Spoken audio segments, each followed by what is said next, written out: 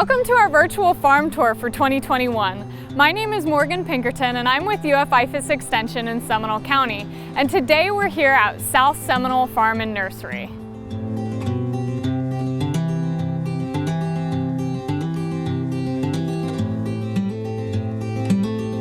Welcome to the farm. We've been here 43 years. We started out as a wholesale nursery and kind of evolved into our 11-acre retail nursery. A wholesale nursery will typically sell their plants to businesses that purchase large amounts of plants at a given time. For example, they might sell to a company that purchases plants in bulk. On the other hand, retail nurseries will sell directly to the public. Basically, anyone can get plants from a retail nursery, and they don't have to purchase a lot of plants at a given time.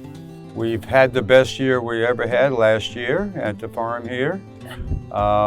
People buying a lot of food plants, gardening seeds, planting vegetable gardens, sometimes for the first time that they've done that.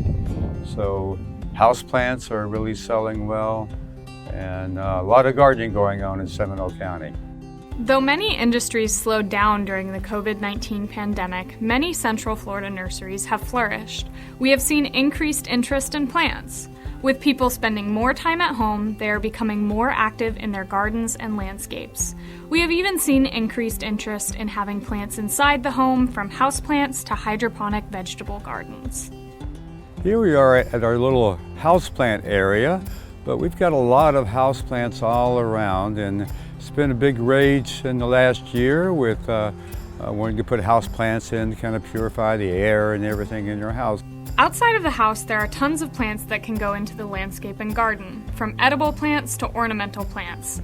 Let's move to talking about outdoor ornamental plants. Jim, how about you tell us a little bit about Camellia City? Camellia City is kind of our little name for our camellia section here at the farm. We have, I think we're up to 310 varieties of camellias. So we're kind of the camellia guys around town here. Camellias have historically been popular in Central Florida landscapes.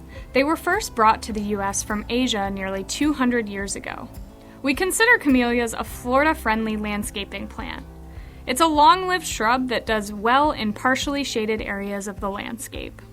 Well, we have quite a bit with that selection, and you know, camellias are generally whites, pinks, reds, but we got lavenders and yellows. Today we see many different varieties of camellias with differences in plant size, flower color, flower shape, and more. However, some varieties require more careful attention on the part of the gardener than others. This is high fragrance, probably one of our more popular ones. We have about 10 varieties of camellias that have a scent to them. You see one of our bees are in the middle of this right now, so I'm not going to smell it, but it has a nice perfume smell to it. High fragrance, very popular camellia variety. You might be surprised to know that, unlike roses, not all camellias have a smell. There are only a handful of camellia varieties that have a scent. A good thing too to talk about is Camellia Scent, which is the green tea. And everybody's into the edibles now, so we can grow our own green tea. And you simply collect the new growth leaves and dry them and make tea. And it's really fresh, so it's a little bit different than the store tea. It's really good. Some camellias, like Camellia sinensis, are actually edible. This type of camellia takes a lot of care and attention to get it to grow well in Central Florida. Since we already started talking about edible plants, let's keep the conversation going with fruits and vegetables. There are a lot of edible plants that grow well in Central Florida. Presently we have strawberries in our back field now. That's a good winter crop for Florida.